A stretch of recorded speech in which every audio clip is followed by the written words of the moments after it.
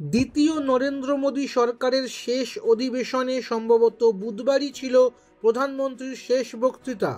লোকসভা নির্বাচনের মুখে সেই বক্তৃতায় রাজনীতির কথাই বেশি শোনা গেল। সেই কথায় বিরোধী জোটকে খোঁচাও দিলেন মোদী। সেই প্রসঙ্গেই জোট ইন্ডিয়ার প্রধান দল কংগ্রেসকে কটাক্ষ করতে গিয়ে টেনে আনলেন তৃণমূল নেত্রী মমতা বন্দ্যোপাধ্যায়ের মন্তব্য।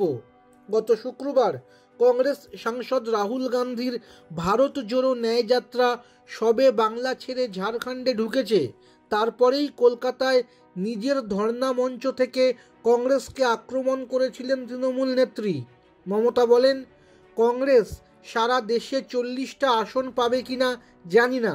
বাংলায় যে কংগ্রেসের সঙ্গে তৃণমূলের জোট হবে না সেটা অনেক আগেই বুঝিয়েছিলেন মমতা। শুক্রবার সর্বভারতীয় ক্ষেত্রেও জোটের ভবিষ্যৎ স্পষ্ট হয়ে গিয়েছে মমতার বক্তব্যে। এবার সেই বক্তব্যকেই মোদী কংগ্রেসকে আক্রমণের হাতিয়ার করলেন।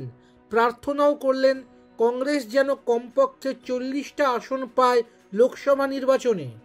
সোমবার মোদী বলেন, আজ আমি একটা প্রার্থনা করতে চাই। প্রার্থনা করার অধিকার তো আমার রয়েইছে। এটুকুই যখন বলছেন তখনই বিজেপি সাংসদদের মধ্যে হাসাহাসি শুরু হয়ে যায়। এরপরেই রাজ্যসভায় বিরোধী দলনেতা তথা জোট ইন্ডিয়ার চেয়ারপারসন মল্লিকার্জুন খাড়গেকে লক্ষ্য করে বলেন, পশ্চিমবঙ্গ থেকে চ্যালেঞ্জ এসেছে আপনাদের কাছে, আপনারা 40ও পার করতে পারবেন না। আমি প্রার্থনা করছি আপনারা অন্তত যেন 40টা বাঁচাতে পারেন।